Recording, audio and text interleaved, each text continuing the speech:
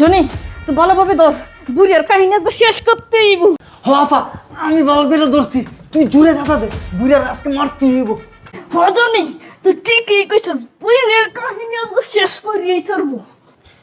আরে স্যারের বাপরে দেখি ম্যাডাম আর তার ভাই মেরে লেগেছে। স্যারের অফিস তো নিচতলায়, আমি যাইতে যাইতে সময় লাগবো। এই সময় তো মনে হয় যে মেরে লাগবে। আমি এক কাজ করি, ভিডিওটা পাঠাই দিই, স্যার দেখলে তাড়াতাড়ি চলে আইব নি।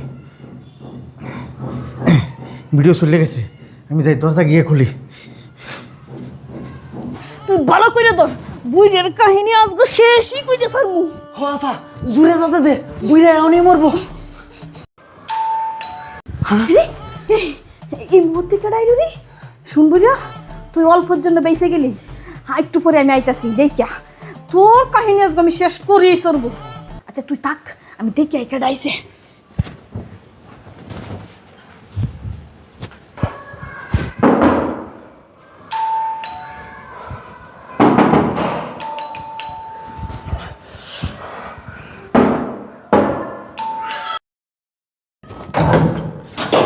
স্যার আপনি আই পড়ছেন? হ্যাঁ, আমি চলে আসছি।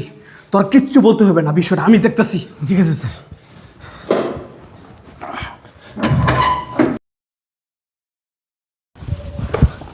আরে তুমি এই জায়গায়?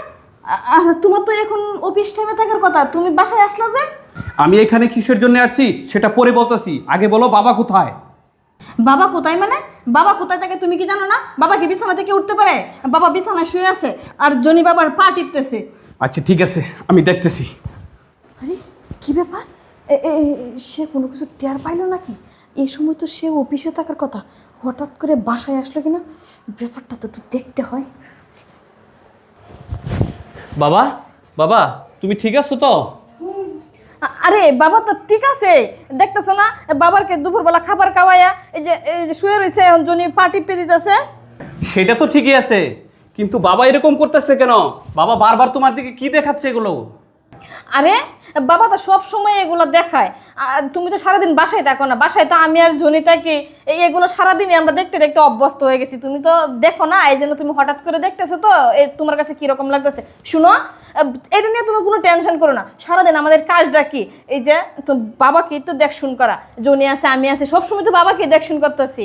বাবা, বাবা তুমি এরকম করতেছো কেন? তোমার বৌমা তোমাকে সেবা যত্ন করে না?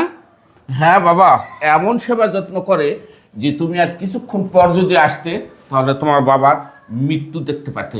বাবা, হ্যাঁ, আপনি কি সুস্থ? এটা কিভাবে সম্ভব বাবা? চুপ করে বাবা, তোমার লজ্জা হয় না একজন শ্বশুরের সঙ্গে এই ধরনের ব্যবহার করতে?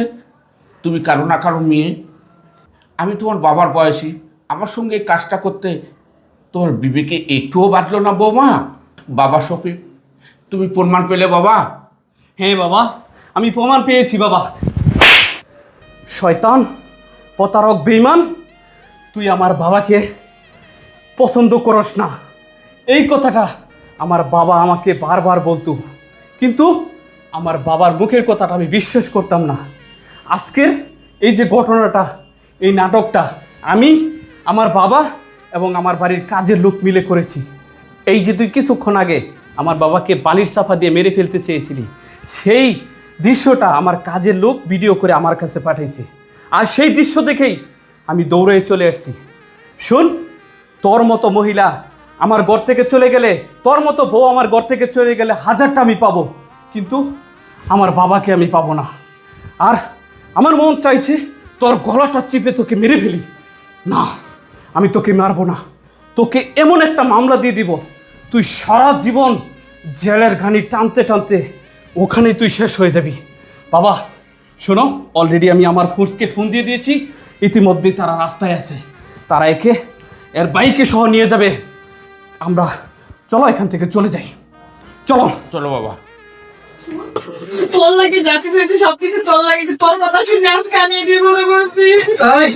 আমার দোষ দিতে গেলাম, তুই সম্পত্তির লুপ করছ, কইছে সেই বুইরা তোর গলার কাটা, আর এই বুইরা রেলিকে বাইরে দিতে চাইছ, আমার আজকে তোর লেগে পুলিশ